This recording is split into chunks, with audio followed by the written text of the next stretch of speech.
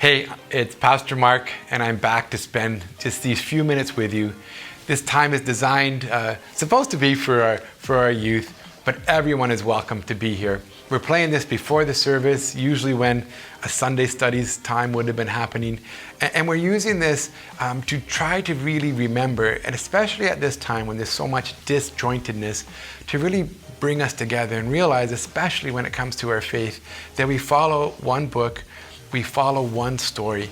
We've entitled this, and it's been entitled Echo. It's the reverberation of the story of God down through history. And as we look at these different stories, these different segments, we want everyone to be looking for not just where is God in the story, but listening for God's voice and hearing what he's saying about himself, what he's saying about us.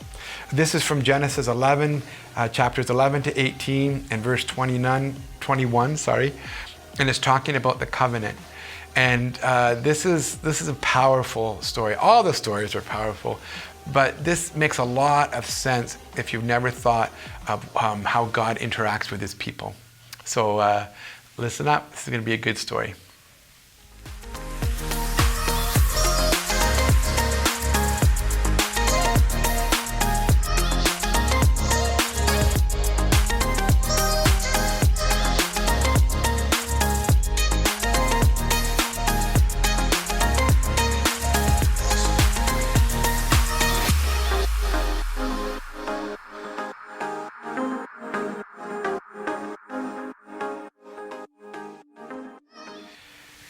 Noah's descendants had forgot about God, how he had spared them in the flood.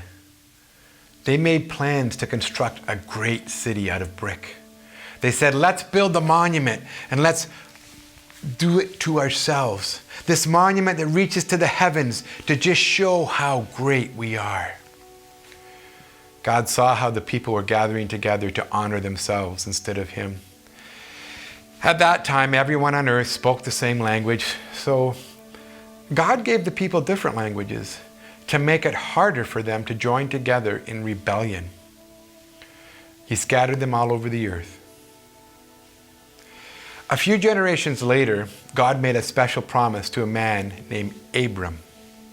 This promise was called a covenant, and it represented the deepest of all agreements between two people.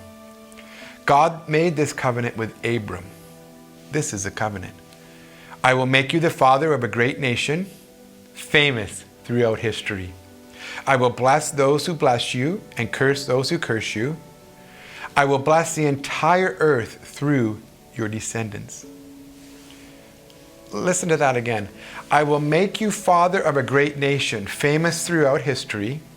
I will bless those who bless you and curse those who curse you. I will bless the entire earth through your descendants. Now this was an amazing promise that God was making. He was choosing to bless the entire earth through one family. Talk about privilege. And you can put whatever word you want in front of that. Wow. There was just one problem. Abram's wife, Sarai, she wasn't able to have children. So how would the earth be blessed through their descendants? And besides, they were getting old. Abram was about 75 and Sarai was about 65. God told Abram, leave your country and your relatives. Go to the land that I will show to you. That's what God did. God led Abram and his family to the land called Canaan. There, God told Abram, look as far as you can see in every direction. I am giving you this land for you and your descendants. This land of Canaan would now be called the Promised Land. Some time passed and Abram and Sarai still did not have a child.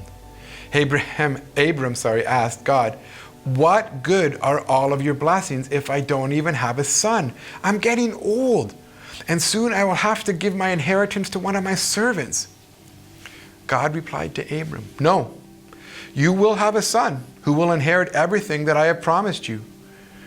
Then God took Abram out beneath the night sky and said, look up into the heavens and count the stars. Your family will be like this, too many to count. Abram believed what God had said, and God called him righteous because of his faith. Well, many years passed, and Sarai became impatient with not having a child. She asked her servant, an Egyptian woman named Hagar, to be substitute mother for her. Abraham agreed with this plan. Hagar became pregnant and gave birth to a boy named Ishmael. But Hagar and Sarai's relationship, it became strained. During Hagar's pregnancy, she began to despise Sarai. In return, Sarai treated her servant Hagar terribly. Eventually, Hagar and Ishmael were sent away and not allowed to live with Abram's family. When Abram was 99, God appeared to him and he said, I am the Almighty God. Serve me with your entire life. Live purely. I will keep my covenant with you for many generations to come. I am changing your name to Abraham, which means father of many nations. Remember this, I will always be your God. You will always be my people. Then God added, I'm also changing your wife's name to Sarah, which means mother of many nations. Well, very soon, she will be blessed with a son. You're to name him Isaac. Well, both Abraham and Sarah laughed to themselves into belief of God's promise. Oh, how can I become a father? I'm nearly 100. And Sarah said, have a baby? I'm almost 90? How can a worn out old woman like me have a baby? And my husband, he's even older than me. Abraham asked God, would you pass on your blessing through my son Ishmael? But God said, why do you laugh?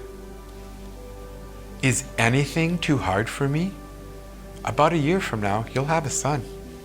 And it's through this son, Isaac, that I will pass on my blessing, not through your servant's child. And sure enough, a year exactly as God had said, a year later, Sarah gave birth to their first son, naming him Isaac, which means laughter. The birth of Isaac was the beginning of God fulfilling the promise he made to Abraham. God desired for Abraham's descendants, called the Hebrews, to be a new kind of people who would show the world what it means to live in God's ways. The story of the covenant from Genesis 11 to 18 and 21.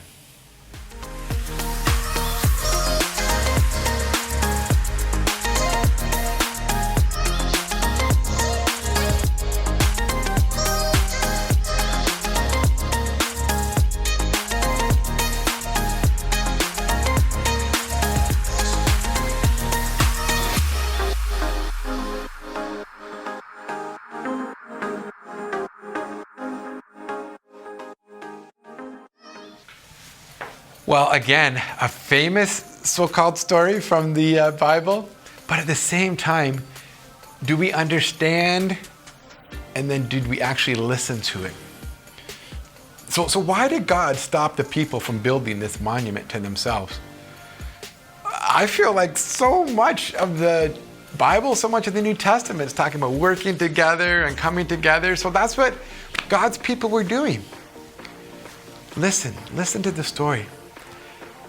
What do we learn about that whole picture? I mean, I would suggest to you that we learn that it says very clearly that they were using one language to exalt themselves.